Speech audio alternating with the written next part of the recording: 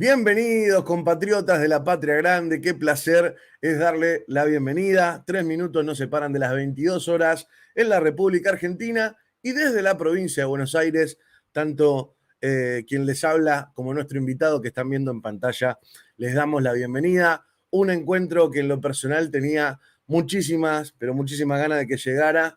Tenemos un montón de cosas de las que hablar, que ya los vamos a poner en conocimiento, porque vamos a hablar de varias cosas y también tenemos algunos anuncios especiales. Quédense del otro lado, esto no va a tener desperdicio. Vayan avisando por ahí que este encuentro va a dar que hablar y le damos la bienvenida a nuestro querido Sebastián Salgado. ¿Cómo estás? ¿Cómo estás, Dani? Un gusto, como siempre, poder charlar un rato y hoy en un día de celebración, así que con mejor ánimo que nunca. Me encanta. ¿Sabés, Seba, que muchas veces nos pasa cuando vamos a hablar de algún tema que nos terminamos yendo y una cosa dispara a otra, dispara a otra, dispara a otra, y la charla termina siendo mucho más interesante por alguna tangente por la que nos vamos que por el tema que nos convoca? Yo tengo muchas ganas de que hablemos hoy sobre el intento de magnicidio a Cristina Kirchner y la posible condena judicial que la proscribiría de la política de por vida, así por lo menos lo ha hecho saber la Fiscalía de la semana que viene. Vos sabés que muchas veces nos pasa, y vos sos quien realmente me lo ha enseñado hace ya unos cuantos años, eh, de que en los medios de comunicación se puede hablar de todo, pero con un techo. Y se puede incluso encarar cualquier tipo de temática sin profundizar en determinadas aristas. Ahora, es una picardía porque justamente en lo que no se puede profundizar es lo que termina explicando el grueso de la mayoría de los temas que por lo menos nosotros abordamos acá. Entonces, desde acá le hemos hecho un seguimiento a quienes eran la banda de los Copitos, qué era Revolución Federal, todo lo que se fue desprendiendo en el intento de asesinato a Cristina.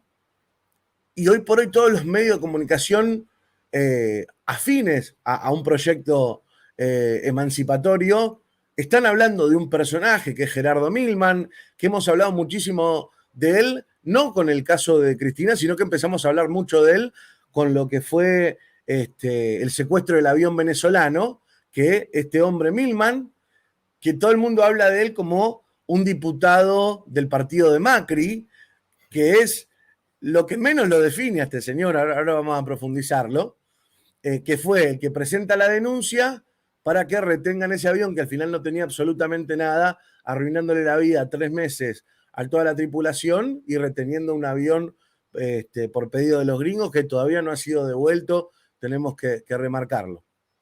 Ahora, no pasan semanas que el nombre de este hombre empieza a resonar fuerte en la causa, o en la causa poquito, pero empieza a sonar fuerte su nombre cuando tratamos de llegar a ver quiénes fueron los autores intelectuales del intento de magnicidio contra Cristina.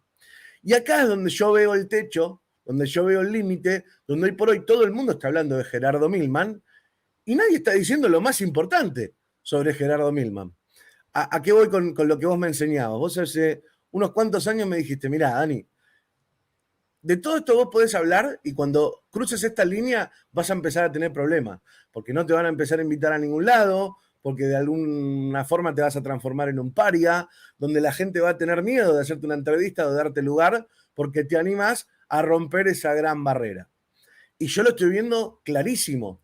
Entonces, incluso yo tomo un poco de tu experiencia y hoy por hoy lo veo reflejado en algunas cosas donde en silencio mucha gente te palmea la espalda, te dice muy bien lo que estás haciendo, pero ni en pedo te habilitan ciertos espacios porque vos sos uno de esos profanos que se anima a romper el techo de libertad que tiene la comunicación, en tu caso el periodismo. Entonces, porque has sido un visionario y porque sos un tipo que nos ha impulsado a un montón de personas que comunicamos de distintas maneras a que nos animemos a romper ese techo, quiero que nos cuentes un poco quién es Gerardo Milman y por qué todo el mundo habla de él y no se meten en la parte más importante que define a este hombre. Bueno, medular, recordando que esto es tu canal, Dani, que es un canal que ha tenido un crecimiento tremendo. voy a tratar de ser medido porque las sanciones caerían en definitiva sobre vos, sobre tu canal, y las censuras están a la orden del día. Así que teniendo en cuenta ese tipo de cosas, no es una persona en la que valga la pena, digamos, investigar su hoja de vida, porque, digamos, de por sí uno lo escucha hablar y te das cuenta de que, bueno, no hay demasiado para rescatar. Es un hombre que es de aquí, de la provincia de Buenos Aires, como nosotros, de Avellaneda, que viene del ala del radicalismo, pero que a partir de su militancia sionista, ¿sí?, le hace esto como defensor de la política israelí. Claro, eso le va abriendo en la política una serie de puertas inmensas que te llevan a caminos donde evidentemente el premio para esa gente puede llegar a ser muy grande. Y entonces ahí lo vimos como parte de lo que fue, por ejemplo, durante la gestión de Patricia Bullrich como ministra de Seguridad, donde el gobierno de Macri, Milman era el segundo de a bordo. O sea, Milman es el tipo de la etapa de la desaparición de Santiago Maldonado, entre otras cosas, ¿no? Del asesinato por la espalda de Rafael Nahuel.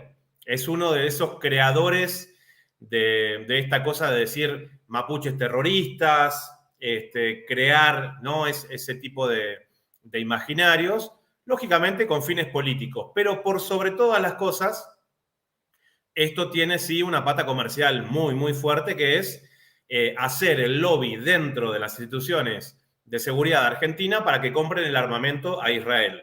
Entonces, se arman las campañas de seguridad, seguridad, seguridad, nuestras fuerzas de seguridad tienen que equiparse, ¿y qué es lo que hacen? Le compran todo el armamento a Israel. Entonces, cuando vos ves, por ejemplo, una de las fotos de Patricia Bullrich firmando esas 4 lanchas que pagaron 10 veces más de lo que valían esas lanchas Shaldag, que son unas lanchas artilladas de seguridad y demás, que las llevaron para el norte argentino, que fue una estafa. A la derecha de Patricia Bullrich, en Israel, está Gerardo Milman, ¿sí? Y ahí ves, ¿no?, a ese grupito que podríamos decir genera una especie de binomio entre él y Waldo Wolf, ¿no? Dos tipos que abiertamente son defensores del ente genocida, infanticida israelí en la República Argentina, ocupando bancas de diputados. O sea, con lo que vos y yo pagamos de IVA, de ingresos brutos y demás, va a las arcas de esta gente y de sus asesoras, ¿sí? Si querés, de a poquito después nos iremos metiendo en ese tema también. Pero bueno, lo relevante de todo esto es ver algunas de esas acciones. Esto fue abiertamente, ¿no?, parte de la gestión de él como funcionario de Patricia Bullrich, pero en este mismo año es interesante, primero los espacios que le dan en los medios de comunicación, así que pareciera como entrevista regalada, ¿no? Que eso tiene un costo muy grande. Vos aparecés en un prime time donde no te hacen ninguna pregunta lo que se conoce incómoda. como publinota. Claro, te tiran centros para que cabecees, para que salga bien, y ahí te muestra también que todos y cada uno de los medios, de los canales de noticias en la República Argentina, de izquierda, de centro, de derecha, de ultraderecha, todos tienen de alguna manera un techo bajito en el cual al sionismo no se lo puede criticar, ¿sí? Y entonces esta gente maneja también todo ese tipo de espacios. Dicho esto, una de las cosas interesantes para rescatar de este mismo año es lo que vos decís, Dani. Cuando llegó el avión venezolano con tripulación iraní, Milman fue incluso uno de los querellantes, ¿sí? Y él dice, no, bueno, porque a mí me llegó la información, porque yo tengo vínculos con la seguridad. O sea, no había alertas rojas de Interpol, no había nada, ¿sí? Todo cuando ellos dicen nos llegan las informaciones y demás, lo que les llegan en realidad a ellos son las directrices desde Tel Aviv, ¿sí? Le dicen, che, frenate porque tenemos esta información, va a llegar aquello, y nosotros los vamos a respaldar. Entonces, ellos se embanderan, ponen sus fueros, ponen toda su influencia política, el respaldo partidario, todas las organizaciones sionistas que sabemos que lo van a respaldar a ellos mismos, incluso desde los medios de comunicación, creando este fantasma. Si es los mapuches, si es la tripulación venezolana-iraní, es la tripulación venezolana-iraní, pero siempre van creando fantasmas en los cuales, de alguna manera, ellos intentan demostrar que son garantes de alguna especie de seguridad. ¿Qué se le pudo comprobar a la tripulación venezolana-iraní? ¿Qué delitos estaban cometiendo? Ninguno. ¿Sí? Por eso, así como llegaron, se fueron, pero Ahora, se mantiene el Seba, avión secuestrado. no solo lo decimos nosotros, sino que incluso el juez Villena y hasta la fiscalía que se encargó de hacer todo este mamarracho coincide con nosotros en que no había delito ninguno. Exactamente. No hubo delito ninguno y bueno, parte de lo que ellos decían en su momento es, bueno, vamos a esperar que lo dictamine el juez, a ver si hay delito o no hay delito. Pero no había acusaciones más que decir, bueno, esta tripulación pertenece a la Guardia Revolucionaria iraní, ¿viste? Como si eso fuera alguna especie de delito. Claro, Estados Unidos pone listas negras en la cual en un momento también Estados Unidos llegó a ponerle un precio a la cabeza de Nicolás Maduro. O sea, un precio en dólares, como en el Far West, ¿sí? Y ahora ahí los vemos, ¿no? Yendo a buscar a ver si sus empresas pueden ir a buscar petróleo. Otro dato tremendo que vos nos aportabas es que Estados Unidos durante muchos años tenía en la lista de terroristas a Nelson Mandela. No, hasta el año 2008. O sea, Mandela ya había sido presidente, ya, digamos, había sido una eminencia de los derechos humanos, había puesto su impronta pacífica a favor del pueblo sudafricano y en Estados Unidos seguía siendo parte de una lista de terroristas que lo quitaron en el año 2008. Bueno, en ese contexto, Millman, hay algunas similitudes, tal vez por eso Nisman y Millman se me juntan un poco. No solamente llevó adelante estas acusaciones y demás, sino que se paseó por todos los medios de comunicación que le abrían sus puertas para que él sembrara todas estas dudas, sino que incluso hasta hace poco tiempo en sus redes sociales iba y se ufanaba de decir, bueno, vine a Ezeiza a ver cómo está este avión acá y sacaba videos y demás, como de alguna manera, viste, mostrando poder político, de decir, miren aquí cómo muevo yo toda la cosa.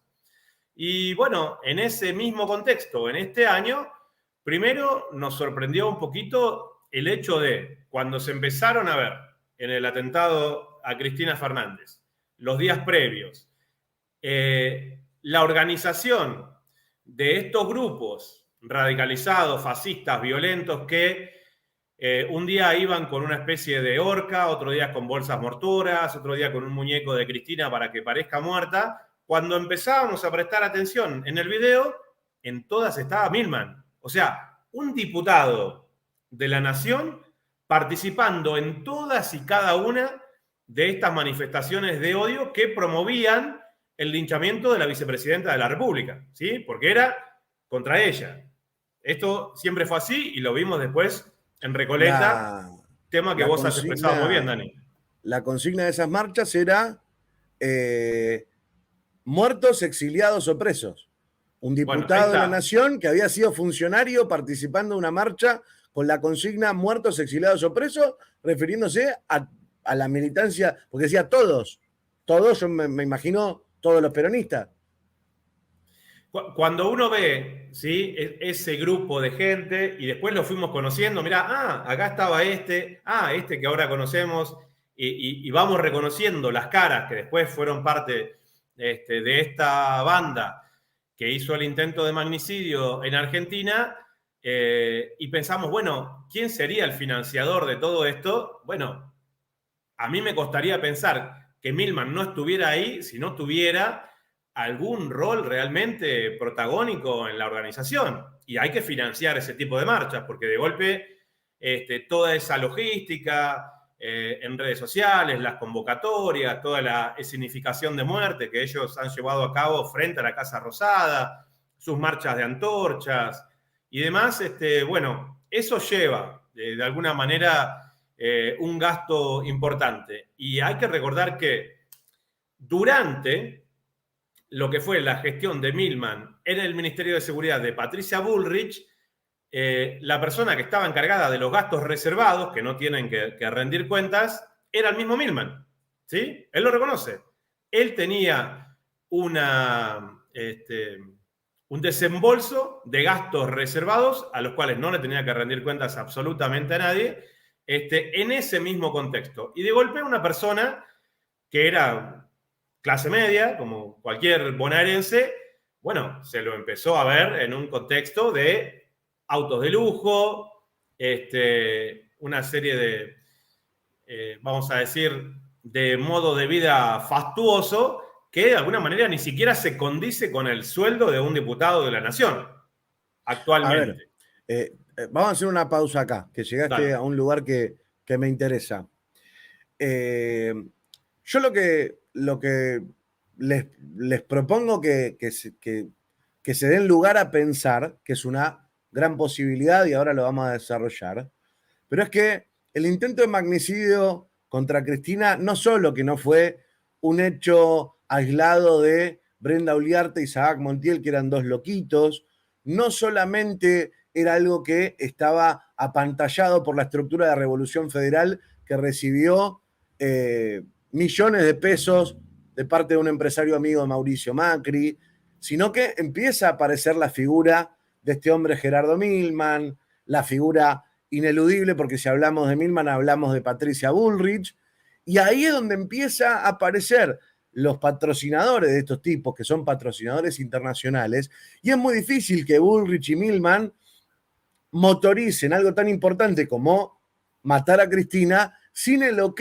sin el permiso de prácticamente la élite global o parte de la élite global. Entonces a Cristina no la quiere muerta ni Sabac Montiel, ni Revolución Federal, ni Milman, ni Patricia Bullrich. A Cristina la quiere muerta el poder mundial.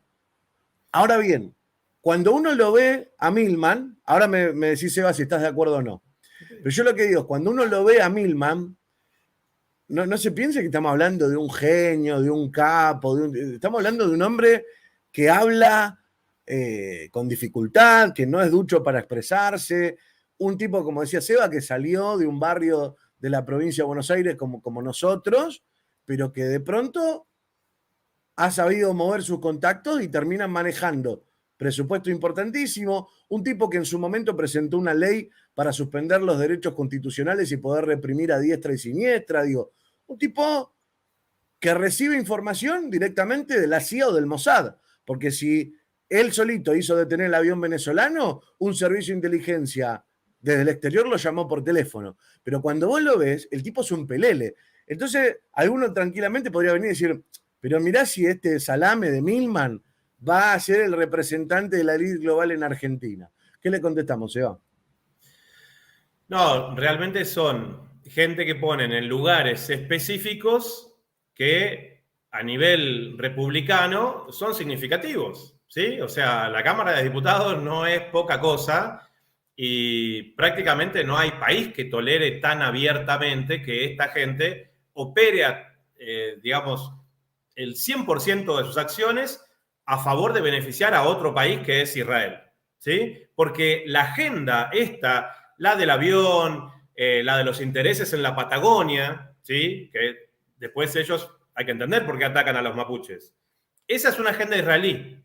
Esa es una agenda israelí. Y ellos no tienen incluso demasiado interés en esconderla, porque es una forma también de ellos de demostrar cierto poder, como diciendo, no te metas conmigo porque si te metes conmigo sabés quién tengo yo detrás.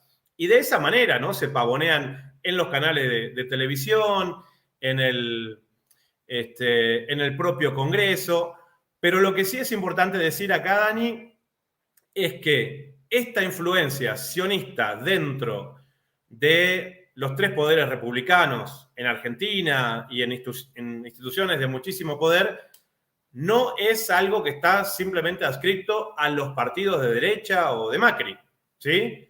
Porque también cuando empezamos a ver en el tablero situaciones un poco más amplias para hacer temas simples y contundentes, ¿no? El primer viaje de Alberto Fernández a Israel, el primer viaje fuera del país a Israel, ¿no? Una serie de condicionamientos especiales vinculados a todo eso que trajeron después a la Argentina. Podemos pensar también, por ejemplo, en algo específico como es ¿quién maneja? Y te hago la pregunta y te hago un desafío, ¿quién maneja la seguridad? ¿Quién es el director de la Policía de Seguridad Aeroportuaria en la República Argentina? Me mataste, ¿quién es? Lógicamente tiene que ser un hombre puesto por Alberto Fernández, porque Ajá. son cargos de funcionarios administrativos. José Alejandro Glinsky. José Alejandro Glinsky, de Comodoro Rivadavia. Algunos dicen que es muy cercano a la Cámpora. Bueno, Glinsky, a los 18 años, dicen abiertamente que quiso mudarse a Israel. ¿Qué significa que un argentino de 18 años se vaya a Israel? ¿A qué fue? ¿A recibir instrucción militar? Ellos nunca lo van a reconocer, pero eso es así, ¿sí? Hay un grupo importante de argentinos, en la gran mayoría hombres. Hemos visto quienes quieran ver algunos casos específicos, por ejemplo, el carpetazo que estamos haciendo para Hispan TV, uno sobre Javier Milei. Hay un caso específico de un chico argentino que se reconoce que él fue a hacer el servicio militar a Israel y no quería hacerlo en Argentina para tener misiones más importantes, o algo así dice el pibe.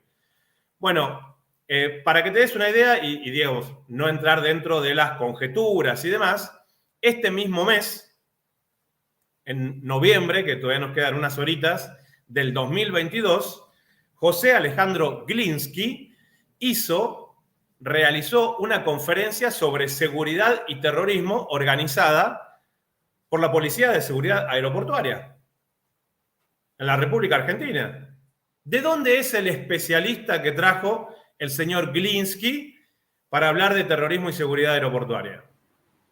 No solamente trajo un especialista israelí, que de por sí es un ente, el ente sionista es un ente terrorista porque infunde terror desde hace más de 70 años en toda la población palestina y los asedia y los asesina, sino que es un especialista del Shin Bet, del núcleo más duro de los servicios de inteligencia. Y este hombre vino a dar cátedra en la República Argentina. De hecho, ni siquiera lo hicieron en Ezeiza, lo hicieron en el Intercontinental. Así que bueno, ahí tuvimos el gusto de invitarles también a los señores del Shin Bet, con los honorarios de todos los argentinos y nuestros impuestos, para que vayan al Intercontinental a dar esta charla cerrada, lógicamente, donde los expertos israelíes vienen a decir qué es terrorismo y qué no es terrorismo en la República Argentina. Entonces, yo quería traerte este ejemplo porque a veces cuando hablamos de un personaje en específico los vamos identificando de a poco con un movimiento político, bueno, pero, y esto no es así. Perdón, Seba, pero a ver, lo que estás planteando es absolutamente grave porque si por un lado vemos que tras el intento terrorista de asesinar a Cristina Kirchner están claramente involucrados los dos máximos representantes del belicismo israelí en Argentina, que sería Patricia Bullrich y Milman, y al mismo tiempo les pagamos para que nos vengan a enseñar cómo defendernos del terrorismo. Es muy difícil de entender.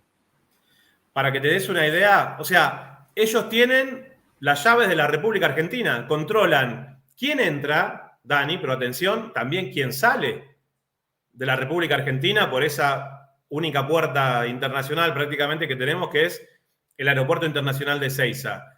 Y una forma simple, si querés un poco burda, de demostrarte hasta qué punto son capaces de llegar, incluido el señor Glinsky, es que hace unos 20 días, por ejemplo, se hizo un encuentro de poesía aquí en Buenos Aires, de poetas, ¿sí? Y uno de los poetas invitados era un poeta palestino. ¿A qué no sabés qué pasó con el poeta palestino? Lo retuvieron en Ezeiza y lo mandaron de vuelta. No lo dejaron entrar a la República Argentina. Un poeta con mucha trayectoria y demostrado, e invitado, ¿no?, por organizaciones pro-palestinas aquí en nuestro país. Entonces, ellos tienen la llave de la República Argentina. Entonces, también, en caso que ellos necesiten, pueden hacer entrar o salir cualquier persona. Ellos tienen el control. Y por eso también se les facilitó, por ejemplo, la manera en que hicieron la inspección sobre el avión, que también fue ilegal. Ellos no tenían una orden de un juez para entrar al avión de la manera que lo hicieron, porque era un avión de otro país. Sin embargo, como se llevan todo por delante y están de los dos lados del mostrador, se metieron y hacen lo que quieren. Entonces, es interesante empezar a ver este tipo de cosas porque Milman es uno, es cierto, y me parece interesante decir un par de cosas más sobre él, pero cuando vos decís, y lo dijiste al principio, y me parece honesto, interesante y valiente de tu parte, decir, se te empiezan a cerrar puertas, no es que cuando nosotros nos metemos con este tema, vamos a decir, las fuerzas populares argentinas van a decir, vamos muchachos, estamos con ustedes, nos van a decir, no, mencioná lo de Milman, pero lo de Glinsky no. No, pará. Así conmigo no. Yo soy comunicador, soy periodista. ¿Sí? Lo que es. Y tendré mi visión política que está en las antípodas de la gente vinculada al partido de Mauricio Macri. Pero lo que es. Entonces, es ahí donde ellos encuentran ese tipo de fortaleza. Y en el caso Milman me parece interesante porque para la gente que nos ve, sobre todo fuera de Argentina, decirles de que este personaje, que es diputado en Argentina, no solamente participó de todas esas reuniones, sino que hay un testigo que lo escuchó decir en un café frente al Congreso, que es un asesor de un diputado que reconoció, o sea, quien hizo la presentación dijo, soy yo, y yo lo escuché, y se lo presentó a la jueza Capuchetti, en la cual el diputado Milman decía, bueno, cuando la maten yo voy a estar camino a la costa. Y estaba acompañado de dos mujeres. Sí. Antes de meternos en esto, yo quiero mostrarles este pedacito de un proyecto de ley que presentó el legislador Milman antes de esto que estaba narrando Sebastián, donde es un proyecto de ley donde básicamente busca blindar a todos aquellos que se dedican a demonizar a Cristina, darle un respaldo a la demonización y al lawfare, básicamente. Pero en uno de los párrafos, básicamente al final de este proyecto de ley, Milman dice, tengamos cuidado que no vaya a ser que Cristina se finja un autoatentado. Estamos hablando de semanas antes del intento de magnicidio, Milman va y presenta un proyecto de ley diciendo, ojo, no vaya a ser que Cristina se haga un autoatentado para victimizarse y movilizar a las fuerzas para generar un nuevo 17 de octubre. Todo esto está textual, lo pueden buscar entero el documento. Pero a mí me interesa mucho esta frase y me gustaría, Seba, que me cuentes cómo la interpretás vos, porque es tremendo. O sea, el proyecto de ley termina con esta cita. Escuchen. Sin Cristina hay peronismo. Sin peronismo, igualmente hay Argentina. Es rarísimo que un proyecto de ley donde vos puntualizás, qué sé yo, vamos a hacer esto y esto, este proyecto propone XXX. Y esto más que nada era, tengan cuidado que Cristina se va, digo, no tiene el formato de un proyecto de ley, los proyectos de ley no suelen tener este tipo de escritura. Vos no le avisás a la gente sobre un posible falso magnicidio en un proyecto de ley, y menos lo cerrás con esto, que yo no sé si esto es poesía o una amenaza. Sin Cristina hay peronismo, sin peronismo igualmente hay país. ¿Qué carajo quiso decir, Seba? Es una amenaza directa, Dani, o sea, no le busquemos a vuelta. Eso es una amenaza a la figura de Cristina, y no dicho, digamos, por la firma de este 4 de copa, para los argentinos que saben jugar al truco, que es la carta de menor valor, es algo que no vale mucho, no dicho por este 4 de copa que es Milman, sino Seba, que él la está amenazando. Se cortó un poquito. Ah, perdón. Se cortó un poquito. Decías que era una amenaza directamente. Sí, absolutamente. Es una amenaza, pero que más allá de que la firme este diputado, es un mensaje por elevación a Cristina, donde le están diciendo, la gente que a mí me respalda piensa esto, ¿sí? Porque él, digamos, como una persona que no, evidentemente, no trasciende discursivamente ni nada, bueno, ni siquiera está en capacidad de sostener un debate con Cristina ni nada, si es que él le quiere comentar alguna cosa desde su lugar de diputado, sino que simplemente apelan a este tipo de cosas que, por no tener el valor de decir las palabras justas y abiertamente, dejan como abiertos este tipo de cosas, pero que, imagínate vos, llévalo a cualquier otro país, ¿sí? Y pongámoslo, imaginemos que un diputado republicano dice lo mismo de Biden y el Partido Demócrata. Va preso. O sea, sin Biden hay Partido Demócrata, sin Partido Demócrata hay Estados Unidos. Sí, claramente una amenaza. Lo pongamos en el partido que lo pongamos, en el país que sea, es una amenaza. Entonces, bueno, ellos hablan de esa manera, están dispuestos a defender los intereses que ellos promueven al costo que sea,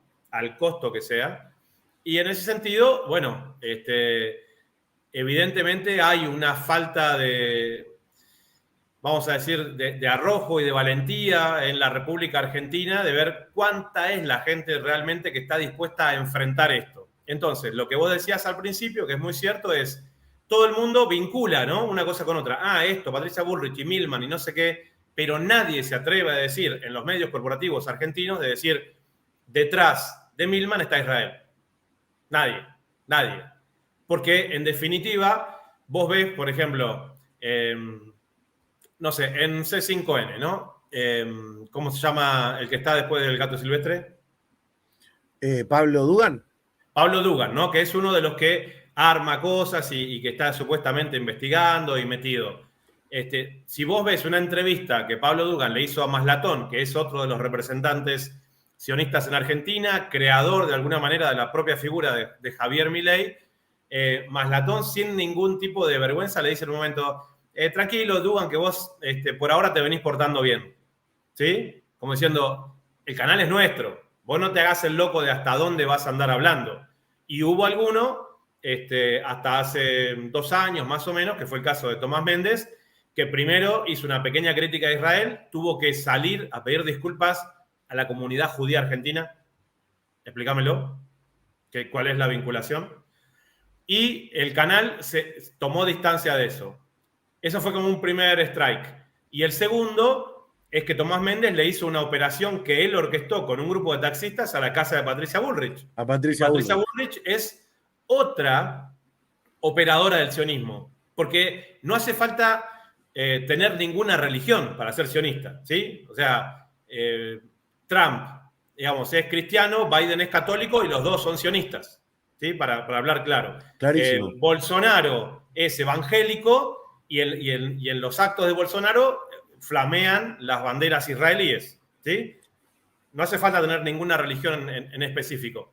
Entonces, bueno, te muestra de ese techo que pareciera que en Argentina cada vez va quedando más bajito, tienen todo para soltarlo, pero no tienen el margen de libertad de expresión para mantener su trabajo y poder decirlo, ¿sí? Abiertamente. Porque el otro elemento... Seba, perdón, sí. Antes de que puntualmente vayamos al tema de la implicancia directa de Milman con lo de Cristina, acá Leandro hace una pregunta, me parece interesante que le pueda responder. Dice, ¿pero el sionismo no es una religión? Me perdí. No. El sionismo no es una religión. El sionismo es un movimiento político que nació a fines del siglo XIX en Europa, ¿sí? Al calor de los nacionalismos que tenían cierta efervescencia en la delimitación de los estados-nación en Europa en ese momento. Su más ferviente, vamos a decir, creador, está considerado de esa manera, es Theodor Herzl, ¿sí? Fines del siglo XIX. Y lo que hizo fue crear un manifiesto para que los judíos del mundo, en algún momento, en ese momento no lo tenían, fines del siglo XIX, pudieran tener su propio Estado-nación. ¿Sí? Y entonces da una serie de, vamos a decir, de argumentos. El libro lo puedes ver en internet en 5 segundos, se llama así, Theodor Herzl, el Estado judío, donde ellos dicen, bueno, pero nosotros también, que somos un pueblo y una cultura, deberíamos tener un lugar, y en un momento específico, que es un capítulo del libro de Theodor Herzl, él habla de 2 lugares geográficamente en el siglo XIX, digo, faltaban 50 años para la Segunda Guerra Mundial, digo, para aquellos que creen que el proyecto del Estado de Israel nace a partir de lo que los nazis le hicieron a los judíos en los campos de concentración, decirles y recordarles que ese proyecto es del siglo XIX. Y cuando Theodor Herzl escribe en un capítulo de cuáles podrían llegar a ser esos 2 lugares en el mundo, escribe 2 teorías. Dice, bueno, por una connotación religiosa, nosotros decimos que nuestro pueblo viene de lo que en este momento es Palestina, que en ese momento era una colonia británica. Así que puede ser Palestina, pero también en Argentina, que hay mucho territorio y hay una población que no es muy nacionalista y podríamos tener ciertas ventajas también. Entonces, el capítulo de Theodor Herzl se llama Palestina o Argentina. ¿Sí? A fines del siglo XIX, ellos se debatían todo eso. Entonces, es la utilización de la religión judía en una concepción política colonialista, porque ellos querían colonizar, ¿sí? Como uno de los últimos estados de lo que sería el capitalismo. Entonces, no hay ninguna vinculación que exista entre el movimiento sionista y una religión en específica. Sí que utilizan a la religión judía con fines políticos. Por eso es interesante que ver súper honorables rabinos judíos ortodoxos, por ejemplo los de Natura Carta, que son una organización que es muy fuerte en Estados Unidos, que los ves ortodoxos con sus sombreros, con sus sacos negros, sus barbas y demás, y las banderas palestinas, ¿sí? Entonces son gente muy religiosa, muy respetable, muy honorable, pero que ellos dicen la creación de ese ente sionista va en contra de nuestras creencias religiosas. Entonces, lo que hicieron ellos es utilizar, ¿sí?, esa religión para conseguir fines políticos. Entonces, es la pregunta que tal vez, me imagino que la hiciste, Dani, porque mucha gente confunde un poco todo eso.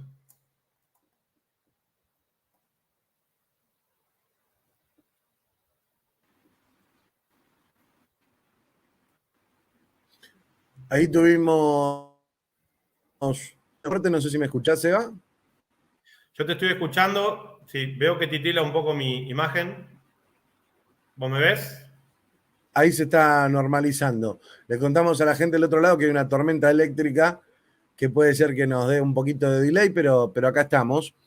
Bueno, finalmente este proyecto se termina concretando, eligen Palestina y a través del genocidio se quedan con el territorio. Sí, sí, sí, así es. Entonces, bueno, es un proyecto político, colonialista, que utiliza a la religión judía con fines políticos, que trae detrás de sí, lógicamente, una expresión capitalista extremadamente fuerte que hace que el pueblo palestino mismo los esté padeciendo desde hace más de 70 años. ¿Sí?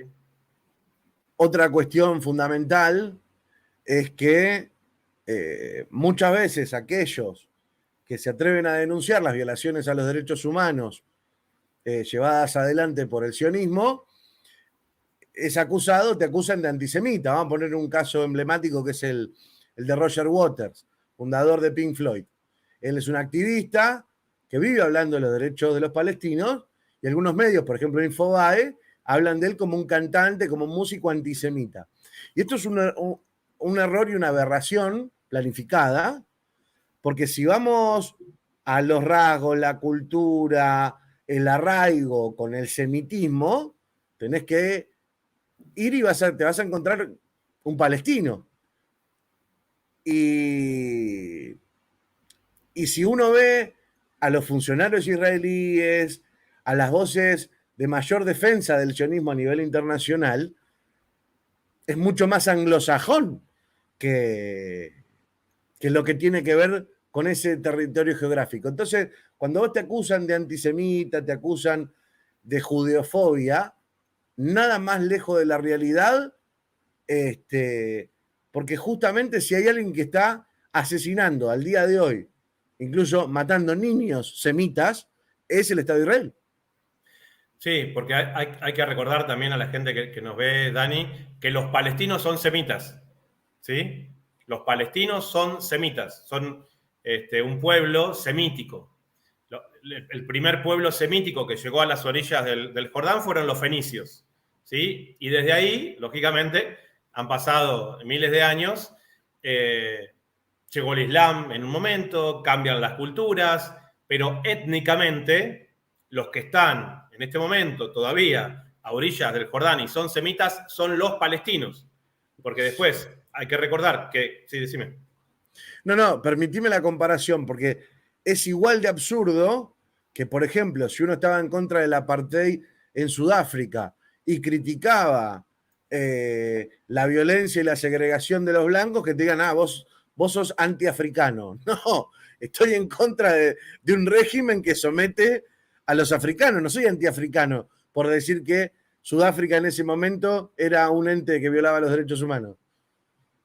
Sí, yo siempre me gusta decirle, ¿no?, a la gente que nos escucha que está bueno que se hagan todas estas preguntas porque todo el sistema está hecho para crear esta confusión, ¿sí? Son miles y miles de millones de dólares enfocados en, primero, a tener miedo, a preguntar sobre estas cosas, a ver quién se puede ofender o qué es lo que te pueden decir, y por otro lado, crear ese tipo de confusión. Entonces, para quienes en algún momento, sobre todo aquellos que defendemos la causa palestina y nos quieren aplicar, ¿no?, ese protocolo de antisemitas, decirle, no, yo soy un defensor de los semitas porque defiendo a los palestinos que están en esa parte del mundo, y recordar también que toda la corriente de esta que hablábamos, sobre todo de Theodor Herzl, europea, de fines del siglo XIX, no tiene vinculación con el semitismo,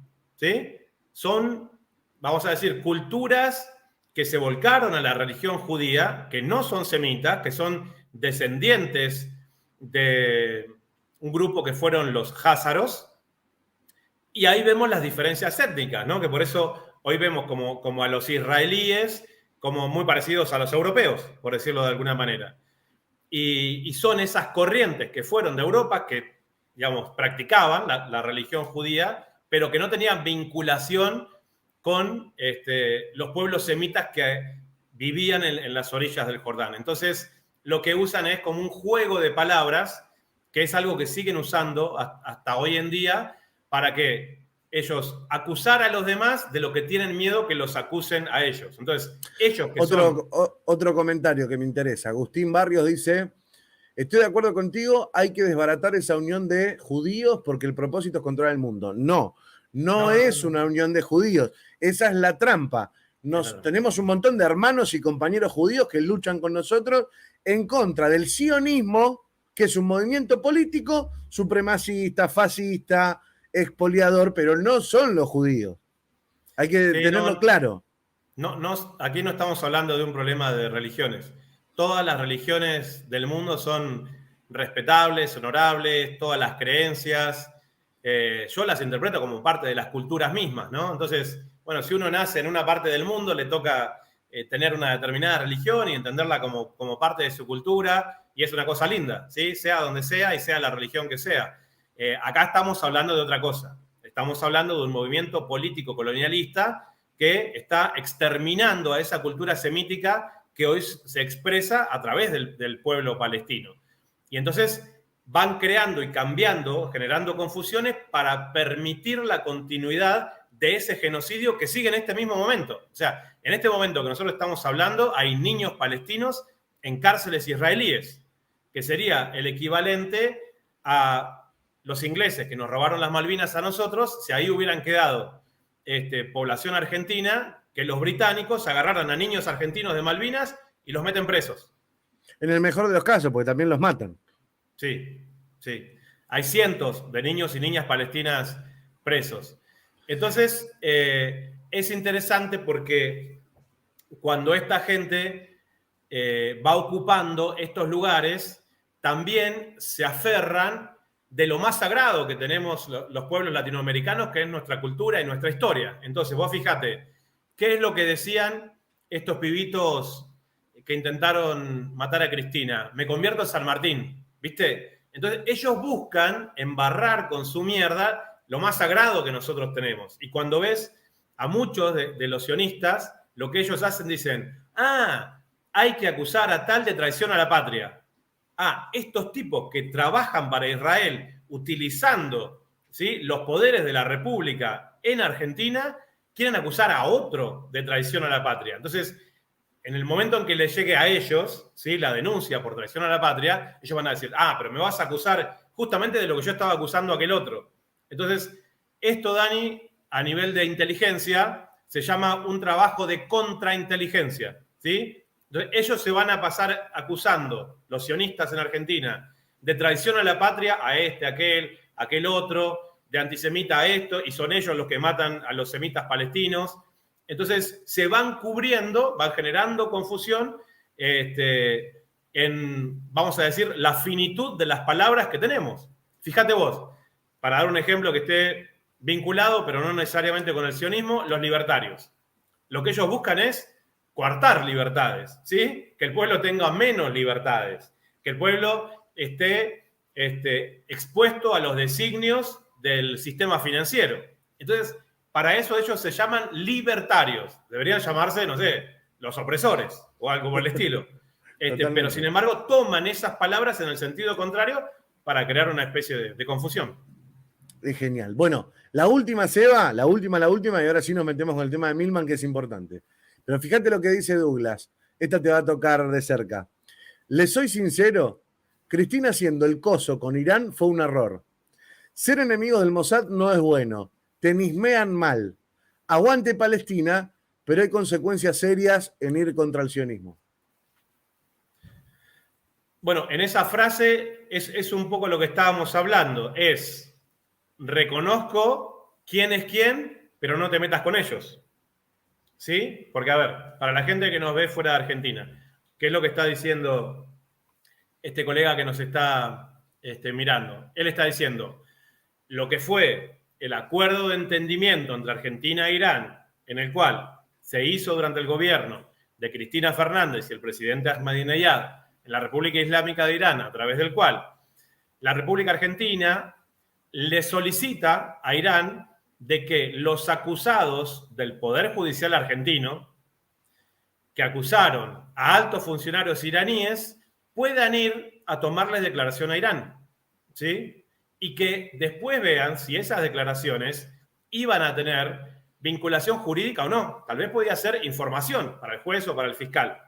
Pero ellos, digamos, más allá de que no haya extradición, los iraníes sabían perfectamente que en la injerencia sionista dentro del Poder Judicial argentino, lo primero que querían era tener un chivo expiatorio para culparlo del atentado a la AMIA, que causó 85 víctimas aquí en Argentina en 1994, donde no murió ningún israelí,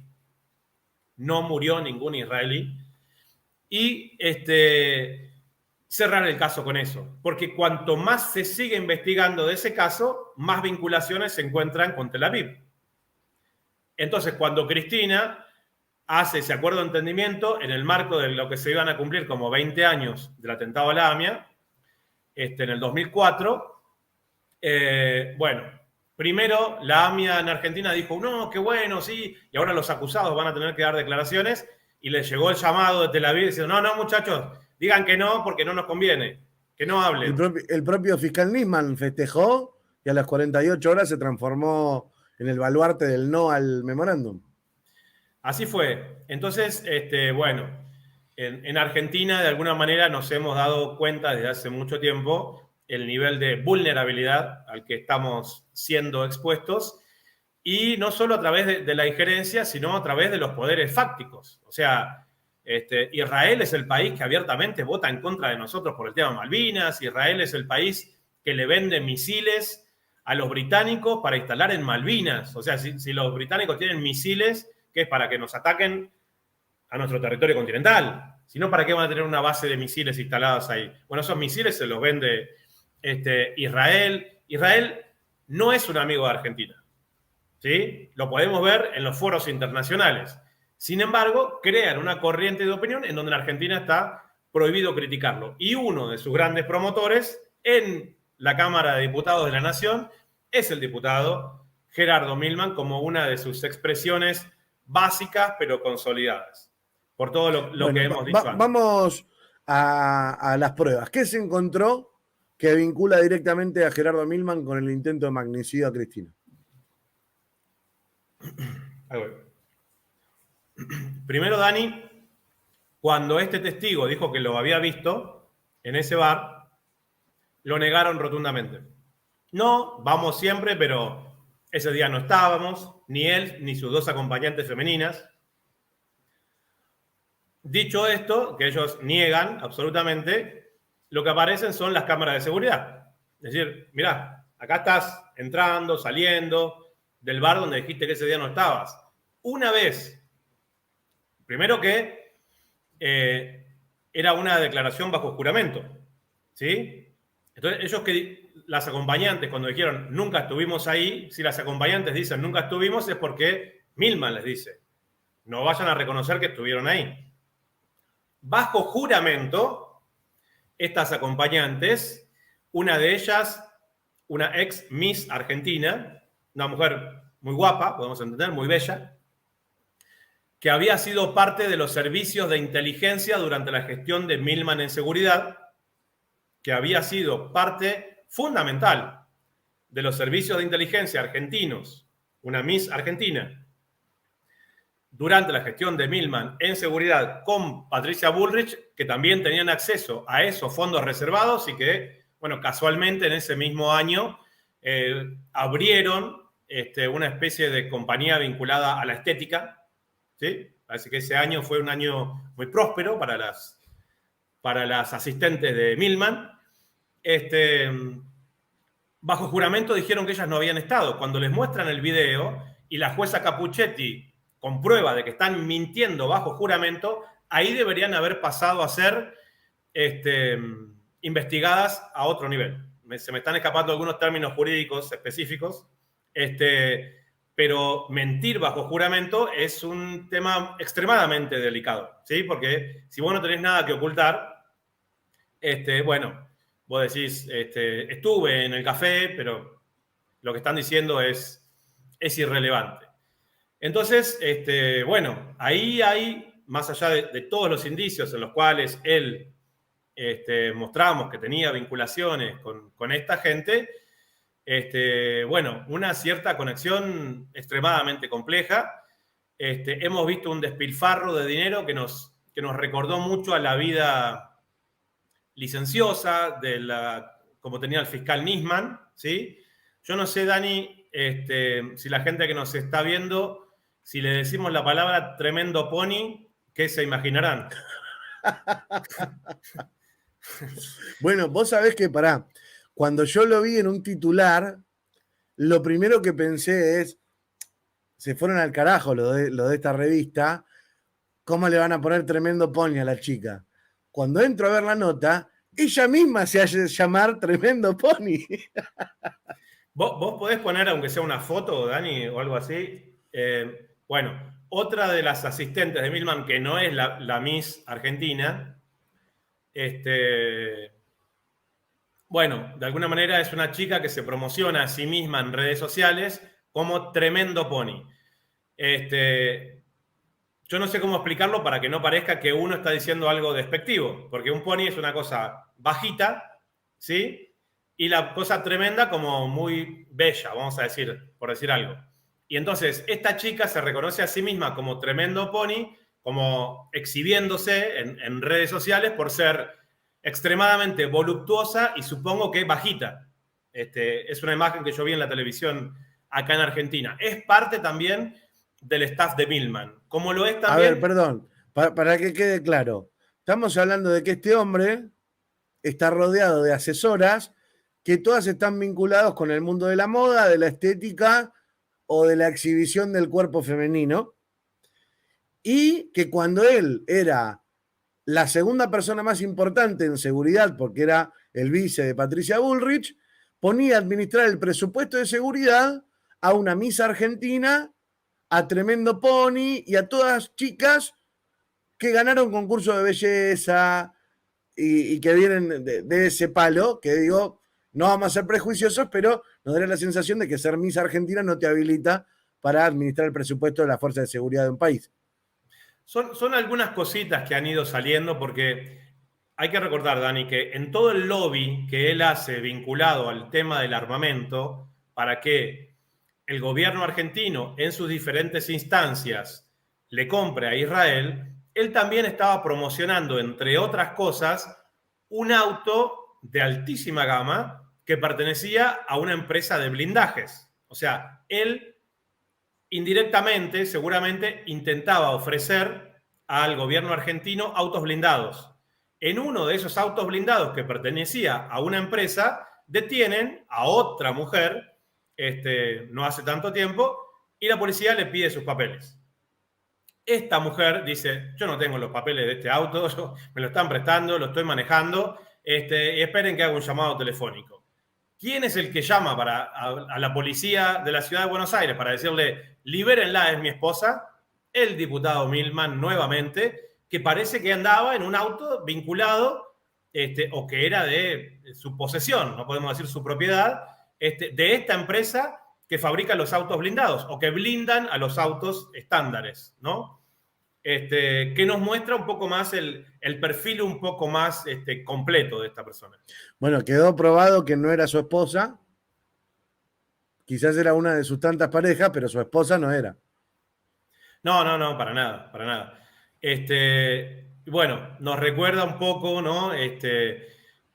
Aquella vida que tenía el fallecido fiscal Nisman, en la que una vez que esta gente entra, ¿no? Y goza, ¿no? De esas vidas de poder, dinero, mujeres, sentir de que si hay que rendir cuentas ante el Poder Judicial, ya están los caminos allanados para que no pase nada que lo vincule con algo ilegal. Por eso él todo el tiempo dice, a ver lo que dice el juez, a ver lo que dice el fiscal, porque saben que ellos tienen conexiones para, de alguna manera, salir exonerados, pase lo que pase. Y, bueno, nos va pintando, de alguna manera, esta situación en la cual los están llamando a declarar, nuevamente, el fiscal Nisman, sus asistentes y demás, y no aparecen. Esto realmente llama muchísimo la atención, ¿no? El fiscal, que más allá de algún canal que le regalan el espacio para que él vaya a decir y confundir a la opinión pública un poco más, no rinde cuentas, ¿sí? Sobre específicamente, bueno, cuáles habían sido sus vinculaciones con estos grupos violentos, qué es lo que pasó ese día, cómo es que él tenía información de que iban a atentar contra la presidenta Cristina Fernández, porque eso, evidentemente, cuando juntamos el escrito que vos mostraste, Dani, la charla que se escuchó en el bar Casablanca, la serie de vinculaciones con las que estamos hablando ahora, bueno, evidentemente él debería ser el primer interesado en presentarse y decir, bueno, presento explicaciones por todas y cada una de estas cosas. Pero evidentemente la jueza Capuchetti, que responde a intereses vinculados al gobierno de Mauricio Macri, no está demasiado interesada en seguir esa causa. Por eso los abogados de Cristina Kirchner, incluso en sus declaraciones mediáticas, dicen, bueno, detrás de todo esto está Milman, ¿sí? Pero Milman todos sabemos que es un fusible en el medio. Cuando uno ve más arriba de Milman, bueno, ahí sí van a empezar a aparecer los poderes fácticos que operan en la República Argentina y hay que ver si existe la voluntad política realmente para enfrentarlos o no. Creo que algo de lo que hemos dicho no quedó claro porque acá Douglas pregunta, ¿hay relaciones del sionismo o la Embajada de Estados Unidos con Milman? Sí, muchísimas, y tratamos de enumerarlas, pero vamos del principio. Milman era, por un lado, el que iba a Israel con Patricia Bullrich a traer, por ejemplo, las lanchas con sobreprecios. Milman es el hombre que recibe el llamado para detener el avión venezolano porque tenía tripulación iraní. Milman es el que motoriza todos los documentos que saca la DAIA, la AMIA. Milman es el hombre que no solamente semanas antes del atentado a Cristina presenta el proyecto de ley con esta amenaza que dice sin Cristina hay peronismo, sin peronismo hay Argentina, sino que horas antes del intento de magnicidio publica en tweet y dice dejemos de despilfarrar dinero cuidando a Cristina que no le va a pasar nada. Y a las 3 horas le tratan de volar la cabeza. Ahora, si uno lo analiza así a secas y sin información, uno podría decir, bueno, este hombre es un estúpido. Presenta una ley y a las 3 semanas pasa. 3 horas antes de que quieran matar a Cristina, publica un tuit diciendo a Cristina no le va a pasar nada. Ahora, eso que parece tan difícil de entender cuando lo ponemos en clave geopolítica y vemos quiénes son los que se quieren cargar a Cristina, tiene todo el sentido del mundo. Porque es este tipo hablando en otro idioma o en el idioma en el que se maneja la mafia. Porque se lo dijeron a Cristina varias veces. ¿Qué pasaría para los intereses sionistas si Cristina vuelve a ser presidenta? Bueno, ahí vas a la Podría. parte más importante. Y ¿Por en qué el fondo pensás, está eso. por qué pensás que la élite global la quieren muerta a Cristina? Por la misma razón en que intentaron matar a Evo Morales cuando le rompieron el aspa de su helicóptero en el contexto de las elecciones presidenciales y después intentaron matarlo cuando le hicieron el golpe de Estado. Ahí, Dani, estuvo presente Israel, en el intento al golpe de Estado de Evo Morales. Intentaron matarlo. Por el mismo motivo que intentaron matar al presidente Nicolás Maduro con drones. ¿Sí? Ellos están dispuestos a permear los países de acuerdo a esos intereses.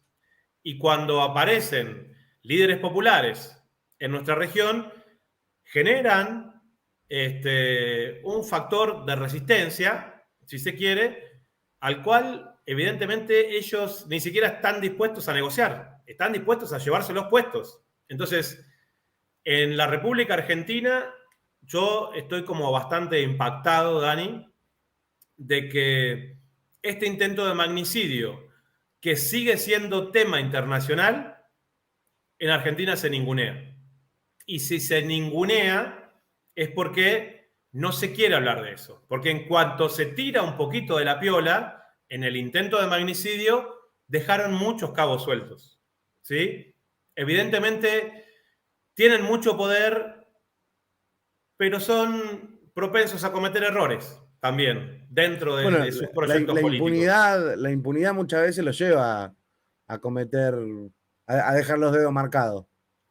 Sí, si vos ves, la vida de Milman es como la vida de los narcos, ¿viste? Que de golpe es Claro. pobre y de golpe se hace rico, ¿sí? De algún lado aparece el dinero y dice, esta me la reviento toda, ¿viste? Entonces, el loco aparece con ese tipo de vida, queriendo llevándose a todo el mundo por delante, amenazando a la vicepresidenta de la República, que sin ella igual hay peronismo, diciéndole a la gente que está fuera de Argentina que él pertenece a otro partido político. ¿Cómo se va a poner? O sea, que diga que sin Macri hay PRO, no sé ni cómo se llama ese partido.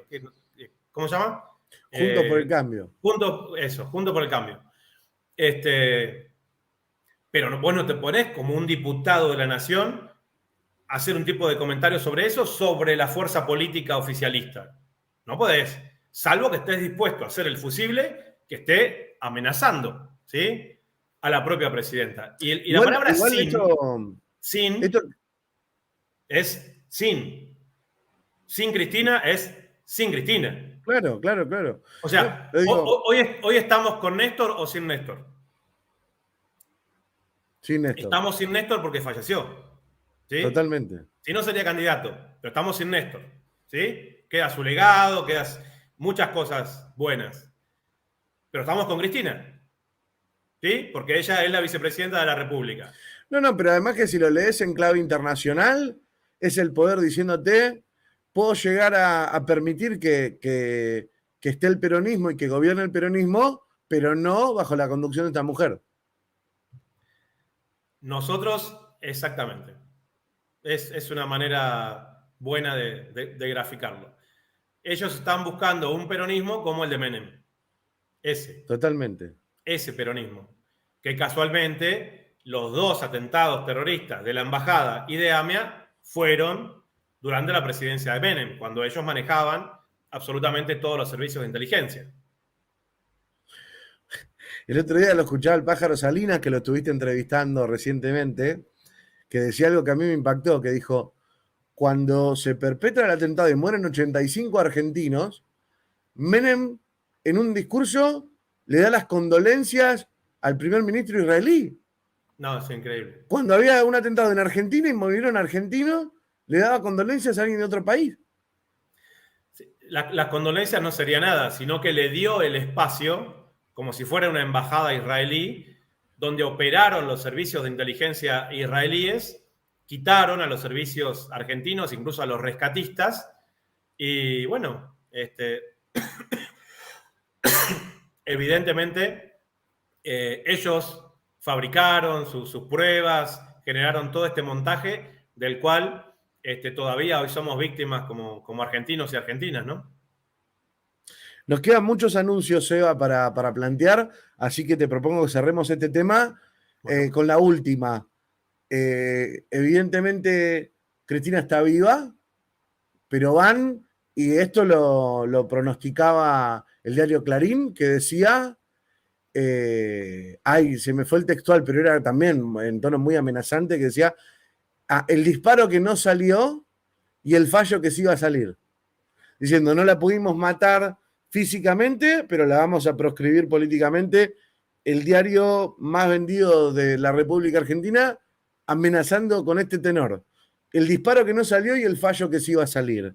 Si proscriben de por vida a Cristina la semana que viene, ¿no están directamente haciéndole el jaque mate al pueblo argentino? El efecto político para ellos sería el mismo. ¿Sí? Que matarla.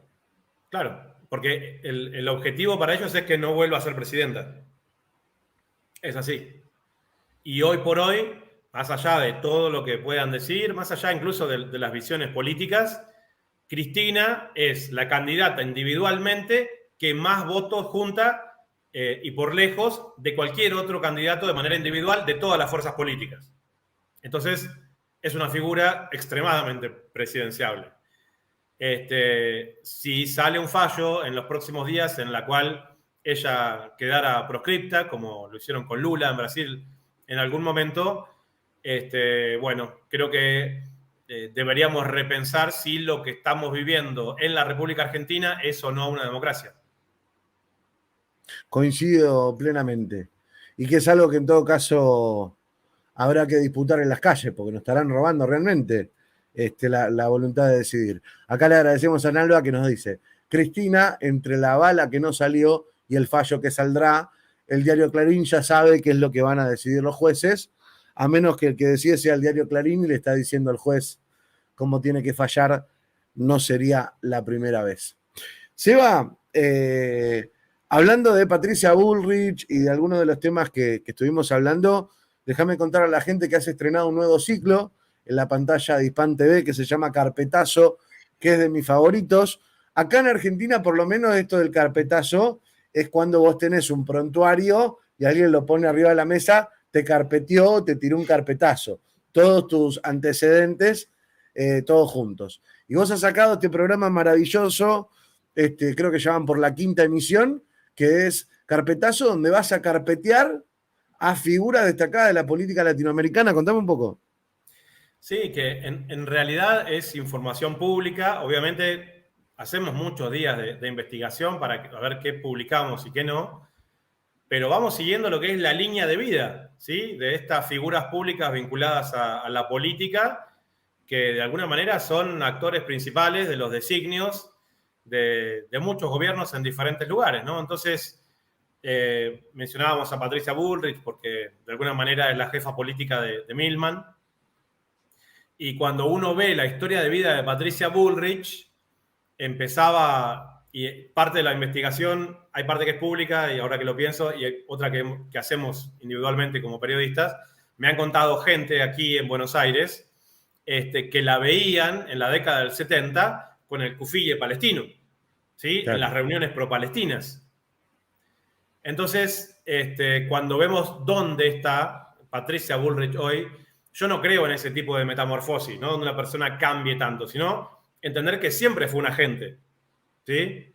Siempre trabajó para ese tipo de servicios. Y todo ese proceso de ser parte de Montoneros, ser parte de la militancia pro-palestina en Buenos Aires, bueno, evidentemente ha sido un trabajo para ella que está siendo muy bien remunerado, porque, vamos a decir, tampoco es una persona que dentro de la política agrade, que tenga un buen discurso, casi que genera todo lo contrario. Pero, como en el caso de Milman, cuando uno le aporta tanto a ese movimiento colonialista, opresor, político en algún sentido también, que es el sionismo, bueno, detrás de eso hay proyectos importantes y hoy los vemos, ¿no?, gozar de alguna manera de ese tipo de privilegios.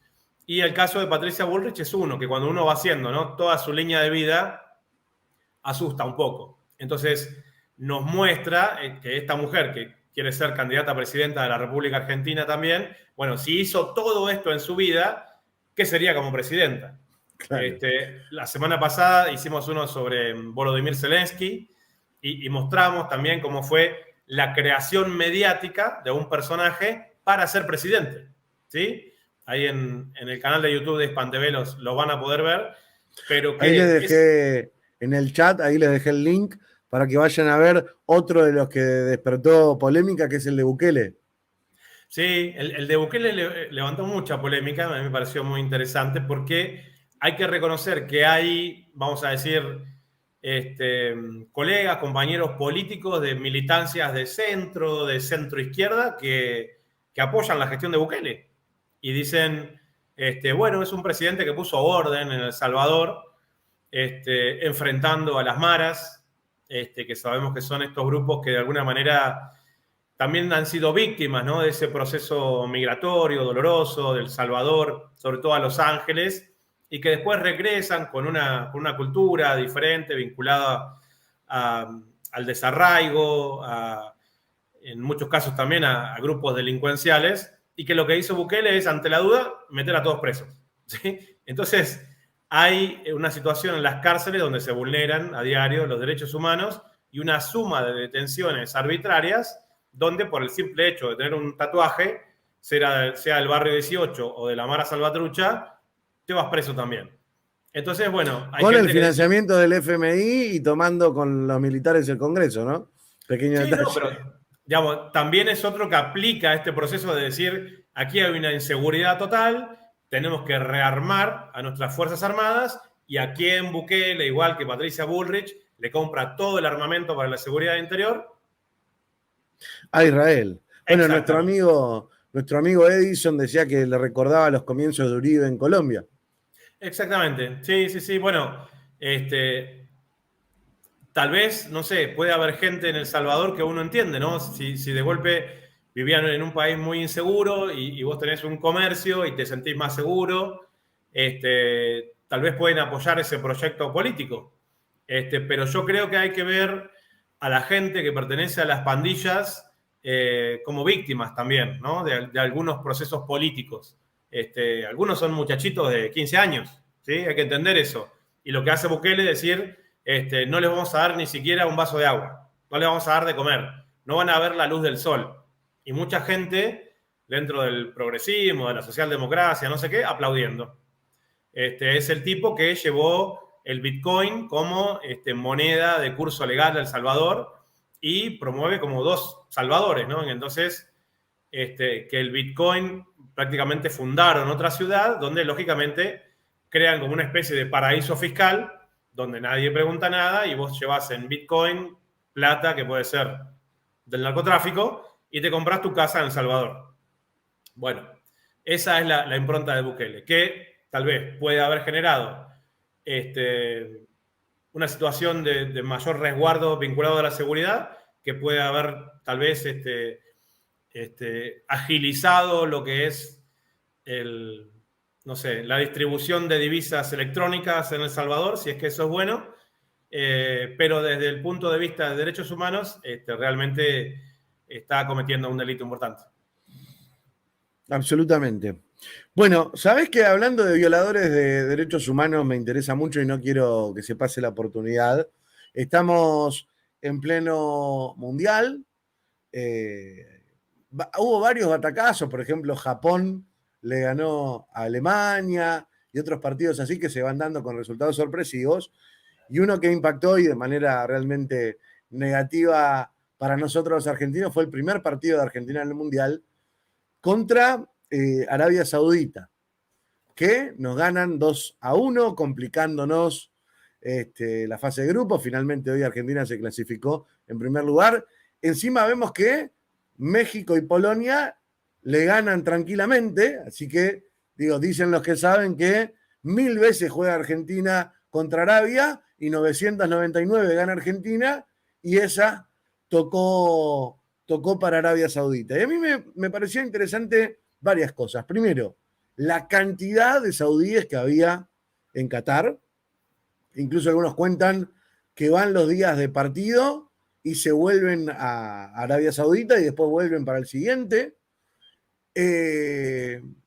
Lo hostiles que son, que llamaba la atención de festejar en la cara, los gritos. Vimos periodistas argentinos incluso en situaciones bastante tensas con un saudí gritándole en la cara. Messi llora, algo que para el mundo oriental no nos parece extraño. Generalmente nos da la sensación de que son más respetuosos que nosotros o menos confianzudos. Y después, a mí me da la sensación de que el gobierno saudí está utilizando la plataforma del Mundial de Qatar de alguna manera. ¿Podés contarnos un poco sobre todo políticamente, qué es cuando nos referimos a Arabia Saudita? ¿De qué estábamos hablando? Sí, está bueno el planteo, Dani. Bueno, primero recordar dónde se está jugando, ¿no? Cuando Qatar se plantea como sede, rompiendo todos los pronósticos y sale elegida, entendemos que debe haber existido un financiamiento importante por parte del Emir Al Thani de Qatar hacia la FIFA, que son especialistas en sobornos. ¿Y qué es lo que busca Qatar con todo esto? Bueno, Qatar desde hace mucho tiempo se ha preocupado en mostrarse como la monarquía buena, ¿sí? Vamos a decirlo. Hay un grupo de países que básicamente podemos caracterizarlo como el Consejo de Seguridad del Golfo, que son Qatar, Arabia Saudita, Emiratos Árabes Unidos, Kuwait y Bahrein, ¿sí? Ese grupo de países son monarquías que en su manera de gobernar no solamente no respetan los derechos humanos, sino que desde nuestro punto de vista occidental, bueno, son como especie de tiranía, ¿no? Ahí nadie vota, las familias manejan todo. ¿Por qué permanecen ahí? Porque son súbditos de la continuidad de los intereses occidentales. Entonces, los británicos les sale mucho más barato mantener alianzas con la monarquía saudí y que después sus empresas saquen un porcentaje del petróleo saudí a estar todo el tiempo ocupándolos militarmente y ver si se les rebelan o no. Entonces, desde hace un tiempo, Occidente hizo esa cuenta. Dicho esto, cuando fue lo que se conoce como las primaveras árabes, Dani, de esto hace como unos 15 años, que empezó en Túnez, fíjate hoy que Túnez está sacando buenos resultados deportivos en el Mundial, muchos pueblos salieron a manifestarse manejados por las redes sociales occidentales, sobre todo Facebook en ese momento, que era muy poderosa. Y claro, eso no se sabía si iba a pasar, digamos, porque Túnez es África, ¿no? Del norte de África también hacia los países asiáticos del Consejo de Seguridad del Golfo. Y Qatar, como siempre estaba como un pasito adelante, ¿por qué tienen ellos mucho interés? Porque primero, Qatar tiene el PBI per cápita, o el PBI obviamente per cápita, más alto del mundo. Los cataríes, ciudadano por ciudadano, son los más ricos del mundo. ¿Por qué? Porque es un país de unos 3, 4 millones de habitantes, algo así, pero solamente 350.000 son cataríes con derechos completos. Cada migrante que va llegando ahí... El 10% sería más o menos, ¿no? ¿Cómo? El 10% son ciudadanos. Sí, hasta el 15% máximo de todos los que viven en Qatar son ciudadanos plenos cataríes con todos sus derechos. Porque lo que ellos hacen es, aunque vos te vayas a trabajar a Qatar, estás ahí, nunca te dan la ciudadanía. Y si tus hijos, estando trabajando ahí, nacen, pero vos sos un migrante, tampoco. Entonces, tienen 3, 4 generaciones de migrantes que siguen siendo migrantes. Y los tiran, ¿sí?, en las covachas del fondo y viven de manera extremadamente humilde, hay que decirlo. Entonces, para mejorar su imagen, Qatar lo que hace es crear un canal que sale desde Doha, pero que se transmite en inglés y que es muy poderoso y lo invierten mucho, que es Al Jazeera. Al Jazeera. Al Jazeera es un canal que se ve mucho, no solamente en todo el mundo árabe, sino también en Estados Unidos y demás. Es como una referencia de Oriente Medio en inglés. Es un canal muy grande, ¿eh? Y claro, cuando, cuando el Emir Al Thani de Qatar se ve venir, ¿no?, la oleada de la primavera árabe, empiezan a sacar documentales como diciendo, pero miren que las monarquías malas son estas de al lado nuestro, los saudíes, los de Emiratos Árabes, y ellos se mostraban como la monarquía buena. Y claro, los otros países no tenían un canal de televisión tan poderoso. Al Perdón, punto... Seba, te hago una pregunta que es muy interesante, ¿no? Sí. Sabemos que Qatar tiene este sistema donde solamente el 10-15% vive bien y el resto vive en malas condiciones. Hemos visto que los derechos laborales de los trabajadores que están construyendo, que reconstruyeron las ciudades, la pasan mal, muchos han muerto, y un montón de cuestiones que son claramente criticables, ¿no?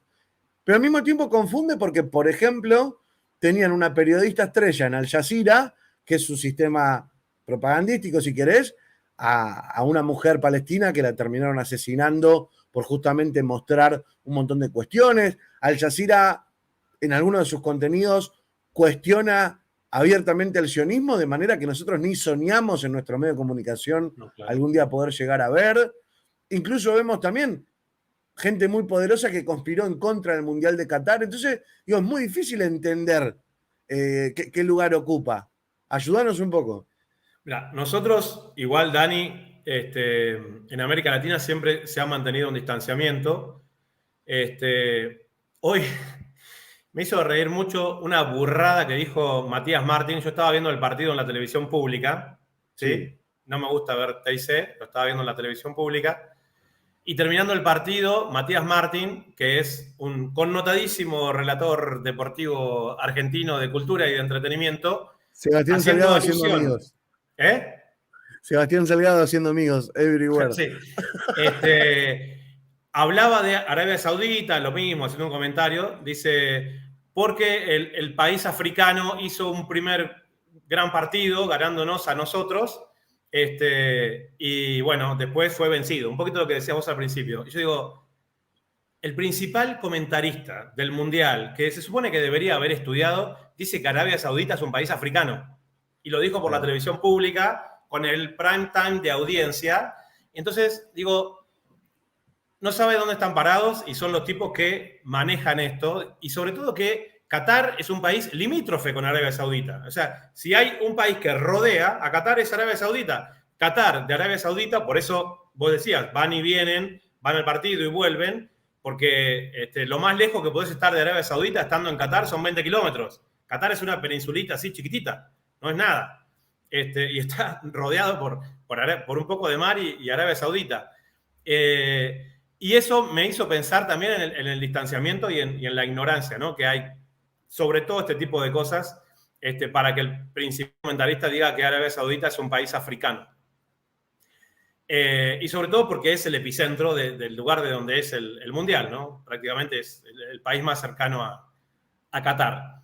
Y en ese contexto, volviendo un poquito a la anterior, muestra, Dani, un enojo muy grande de Arabia Saudita con Qatar en el momento en que Qatar usa Al Jazeera, que tiene a grandes rasgos una impronta, yo diría así, en contra de Israel, pero con ciertos rasgos occidentalizados, ¿sí? Hasta cierto punto, occidentalizados. Por eso es que el canal entró mucho en los Estados Unidos y demás. Esto generó tanto enojo. Yo hice un pequeño documental que se llama Qatar, el Mundial Bloqueado, que lo hicimos en Qatar hace 3 años. Tanto enojo en los saudíes y en los emiratíes que llegaron a pensar en invadir militarmente a Qatar. De esto hace 2 años nada más. ¿Cómo? Por Sí. el hecho de organizar el Mundial. Y porque con Al Jazeera, en lo que todavía sería la expansión de la primavera árabe, le seguían tirando más tierra, porque sacaron, por ejemplo, un documental sobre las cárceles en Arabia Saudita que se llamaba Los Gritos del Silencio o algo así, donde no creo que las cárceles cataríes sean mucho mejor o peor que las de Arabia Saudita, pero claro, Arabia Saudita, Al Jazeera te mostraba como que los saudíes solamente eran los malos. Dicho esto, es interesante. hasta qué punto el Emir Al Thani de Qatar estaba dispuesto a invertir dinero en seguir, igual que lo hacen con Al Jazeera, mostrando de que ellos son una monarquía amable, hasta cierto punto occidentalizada en muchos aspectos. Igualmente, a ver, decime cómo lo ves vos. Al margen de que Qatar no es un ejemplo ni mucho menos, realmente la violencia y la tiranía de Arabia Saudita no tiene comparación. O sea, Ellos tiene argumentos Qatar para decir nosotros somos menos malos que esto. Sí, lo que pasa también, Dani, hay que recordar que las divisiones geopolíticas de Oriente Medio también son creaciones occidentales. Entonces vos tenés familias, ¿sí? En donde su primera identidad es el núcleo tribal, que están de los dos lados, ¿sí? Claro. Hay grandes familias muy importantes, la familia Al-Masri, por ejemplo, que son tribus, vamos a decirlo así, tribus, digamos, con gente que por ahí maneja un Porsche, pero son tribus. Claro. Que para ellos es más importante su tribu y su clan familiar que el país al cual representan. Y están de los dos lados. Entonces, tampoco, digamos, era previsible que una invasión militar pudiera llegar a darse. Dicho esto, y pensando en cuánto estaría dispuesto Qatar a invertir en financiar el Mundial, en un momento, hablando con una persona de un servicio de inteligencia en Siria, me contaba hace muchos años que en Qatar hacen billetes falsos de Arabia Saudita para socavar la economía saudí y los mandan. Hacen ellos mismos y que en Arabia Saudita le hacen lo mismo a los cataríes. Dicho por un servicio de inteligencia en Siria. Me pareció muy ocurrente, ¿no? Que se ataquen de esa manera. Pero lo interesante es que pensemos esto, ¿cuánto estuvo dispuesto a invertir con Al Jazeera, con el Mundial de Fútbol, Qatar? ¿Sí? Cuando pensamos en Arabia Saudita, que es un país muchísimo más grande, muchísimo más poderoso, que ahí sí, o sea, las mujeres en Arabia Saudita empezaron a manejar hace 4 años. Están invadiendo Yemen desde hace 8 años, generando la situación de hambruna y pobreza más grande del mundo, porque están obsesionados en que la revolución Houthi de Yemen no llegue a ellos también, porque es una rebelión popular. Y la familia Al Saud, que fíjense, el país del nombre es el apellido de los reyes, ¿sí? Es como si acá en Argentina vos fueras el rey, estaríamos en De Vitalandia o algo por el estilo. Bueno, en Arabia Saudita, Arabia Saudita es el nombre del país y la familia es la familia Al Saud, la casa Al Saud, le dicen ellos. Y yo pensaba, Dani, que está interesante el planteo que vos me haces, porque cuando pensamos en todo lo que invirtió Qatar y todo lo mucho más pesado que tiene Arabia Saudita para intentar blanquear su imagen, ¿qué no le habrán ofrecido a sus 11 jugadores iniciales para ganarle a Argentina el primer partido? Bueno. Entonces, yo veo que a veces cuando uno ve a los jugadores que tienen los colores de nuestro país, que es la bandera, que es el himno, que representan más allá del deporte una expresión de argentinidad, no haya también alguien que entienda, aunque sea un poquitito así, de geopolítica y que les diga, miren, si estos tipos esta tarde les ganan a ustedes, quedan salvados para toda su vida. Porque todo lo que invirtió el Emir Al Thani de Qatar, ¿sí? Sus miles y miles de millones de dólares no le están haciendo efecto porque la gente acá lo critica, porque no se respetan las libertades sexuales, porque no se respetan los derechos laborales, les está saliendo caro, el equipo de Qatar es un desastre, y Arabia Saudita, que es el vecino de al lado, le puede llegar a ganar un partido de fútbol a Argentina y todo el mundo va a hablar de eso. Por primera vez van a hablar sobre algo a través del cual los asesinatos del príncipe Mohammed bin Salman, que es el heredero de la casa Al Saud, que es un asesino en potencia, que al periodista Kamal Khashoggi, que es un periodista saudí, era un periodista saudí que era el más, vamos a decir, agudo crítico de la casa Al Saud, porque los criticaba desde un diario estadounidense, como es el Financial Times, cuando fue a la embajada saudí. Él sabía que no podía volver a Arabia Saudita, pero se quería casar el tipo, entonces fue a la embajada saudí en Turquía y apareció así como un día de golpe miren, quiero hacer un trámite porque me quiero casar con esta mujer. No salió nunca más. Lo sacaron en pedacitos así de chiquititos, ¿sí? No tuvieron manera de esconder ese asesinato y aparte las autoridades turcas se quisieron sacar ese problema de encima y mostraron todos los videos de las calles alrededor de la embajada saudí mostrando de que el tipo entró y nunca salió. Y nunca salió. Imagínate vos en qué condiciones habrán sacado el cuerpo del periodista Khashoggi. Dicen que lo picaron en cuadraditos. Así. Hay otra teoría de que lo sumergieron en ácido. La esposa, la que se iba a casar con él, en la sala de espera, así esperando que salga, horas, y salió uno y le dijo, no, su novio salió por la puerta de atrás. No, pero ¿cómo? Si lo estoy esperando acá. No, es que tenemos una puerta de atrás, sí, lo va a encontrar en su casa. Y la mujer esperándolo ahí. Lo mató, el príncipe Mohammed bin Salman lo mandó a matar porque era un periodista. Entonces, imagínate hasta qué punto el príncipe Mohammed bin Salman de Arabia Saudita estaría dispuesto a invertir para cambiar algo de su imagen, aunque sea un día, digan algo bueno de Arabia Saudita. Bueno, esos 11 tipos que le Bueno, a Argentina le anularon 3 goles en ese partido. ¿Viste? ¿Hasta qué punto no tienen posibilidad de invertir en lo que haga falta? ¿Sí? Porque, seamos sinceros, a nosotros nos muestran 2 muñequitos y uno con un brazo.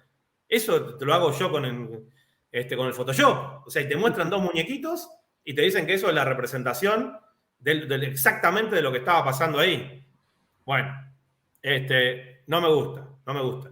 Porque aparte, en cualquier momento vamos a terminar jugando con muñequitos de la compu. Bueno, pero ¿coincidís entonces que el hecho de que los saudíes sean las hinchadas más populosas en el Mundial no solamente tiene que ver con que están cerca, sino que ahí también hay un proyecto para blanquear? Porque además los cataríes no van a la cancha, no aparecen, no hablan. Finalmente es como que si era una herramienta de propaganda, se quedaron cortos. Y si alguien lo está utilizando el Mundial como plafón, es Arabia. Sí. Que ya lo usó. Entonces, cuando uno ve el partido que le ganaron a Argentina, ese día para ellos ya terminó el Mundial. O sea, ya está lo máximo a lo que podían aspirar, lo consiguieron. Y sin duda que jugaron con un gran fervor, vamos a decirlo. Más allá de los fallos técnicos y demás, con sus limitaciones, apabullaron al equipo argentino, corriendo, metiendo, trabando, pegando, lo que sea. Y el costo, ¿no?, de esos 11 tipos ganándole un partido a Argentina, generando una corriente de opinión positiva, vamos a decir, vinculada al deporte, le salió infinitamente más barato que lo que salió al Emir de Qatar para organizar todo el Mundial entero. Qatar le pagó la publicidad. Bueno, otra cosa que me llamó la atención fue el Emir declarando feriado y con el pueblo fervoroso. Digo, hicieron toda una puesta en escena zarpada. Sí. Bueno, apareció ahí con su papá y unos videos del recuerdo, que pateaban una pelota ahí en la playa cuando eran chiquitos. El deporte es una puerta importante para ellos. El Gato Gaudio, un tenista argentino, para los que nos ven desde otros lugares, es un representante del gobierno de Qatar, que es el que le hizo vinculaciones a Mauricio Macri con el Emir de Qatar, porque durante el gobierno de Mauricio Macri en Argentina quiso comprar unas acciones vinculadas supuestamente para pensiones y demás, que los cataríes daban buenos dividendos, pero no era legal.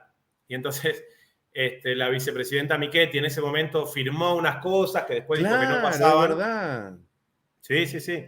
Pero lo cierto, Dani, es que así como Macri siempre celebra, ¿sí?, a los latifundistas extranjeros que están en la Patagonia Argentina, uno de los últimos grandes adquisidores de un gran latifundio en la Patagonia Argentina es justamente el Emir de Qatar. Claro. Compró tremendo campo donde está la naciente. El Emir de Qatar sería un nuevo Benetton, un nuevo Lewis. Totalmente. Te cuento más. En el verano, un periodista turco vino con su hijo para tratar de filmar un poco y demás.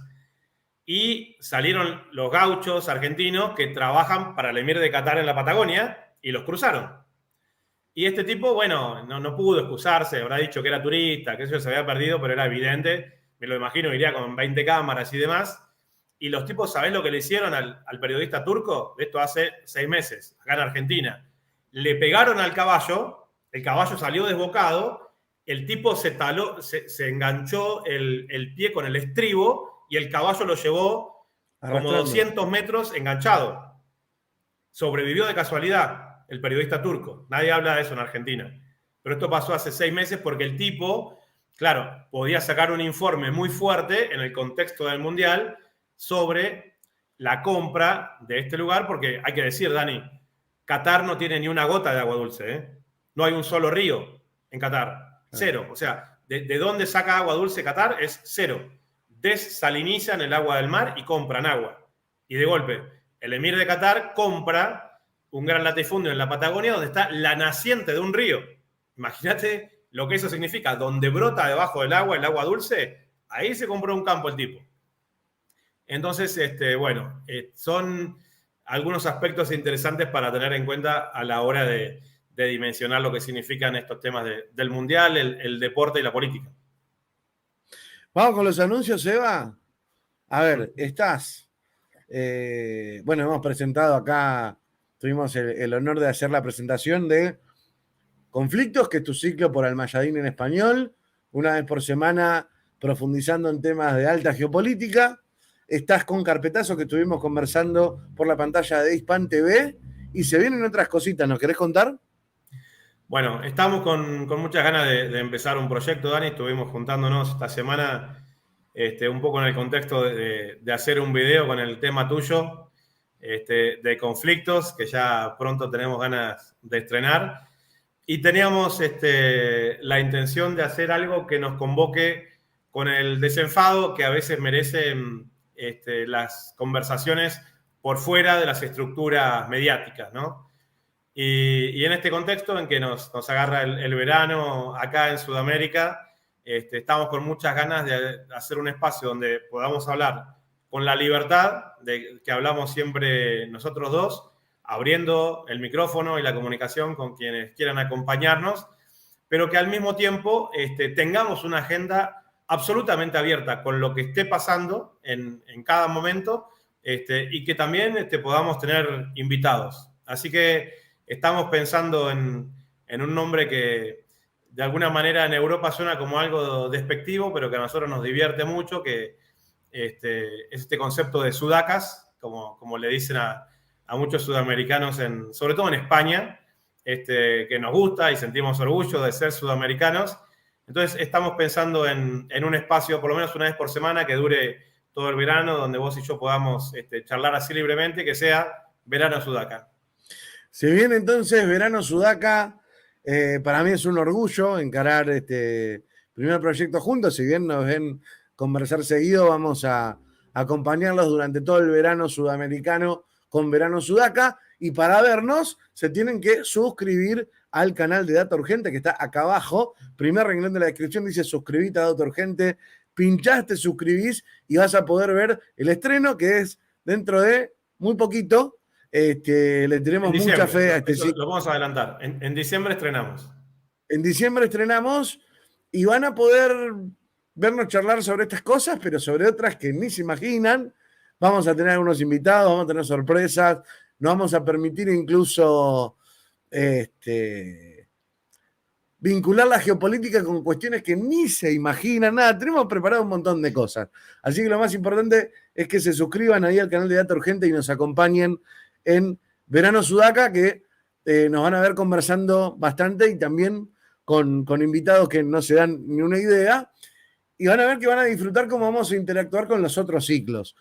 Con mis canciones, con los vivos que hacemos acá, con conflictos en la pantalla de Almayadín, con Carpetazo, y como todo eso se va a transformar en otra cosa cuando pase por el tamiz de Verano Sudaca, así que esperamos contar con todos ustedes.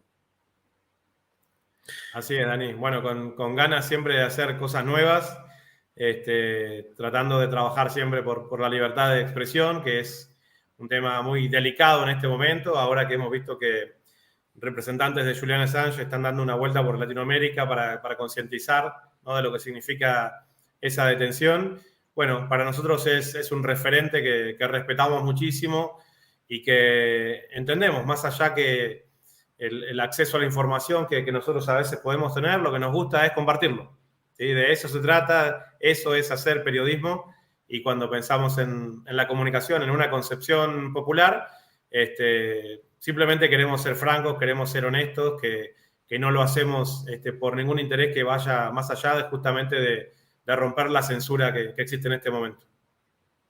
Absolutamente. Bueno, gente, espero que hayan podido disfrutar de esta charla donde estuvimos profundizando por varios temas que teníamos pendiente. Esto recién arranca, va a continuar en verano Sudaca. Muy importante que sigamos bien atentos y vamos a estar en los próximos días. A ver, a mí no me resultaría raro que busquen proscribir de por vida a Cristina aprovechando el fervor del Mundial. Que eso no tiene nada que ver con no disfrutar del Mundial. Distracciones hay siempre y gente que está atenta a las cosas que hay que estar atento y siempre, pero me parece importante que estemos todos en estado de alerta, porque como bien decía Sebastián, vienen para robarnos el último atisbo de democracia que nos queda y no lo podemos permitir. Seba, muchísimas Dani, gracias. bueno, a vos, como siempre, un gusto por charlar. Gracias a la gente que nos sigue, que nos ve y que comparte también lo que podemos charlar acá. Abrazo gigante, Seba. Abrazo gigante a todo el chat. No se olviden de despedirse con su pulgar arriba, con su me gusta. Comenten, compartan. Hoy hablamos de cosas importantes y es fundamental su apoyo. Gente, los queremos.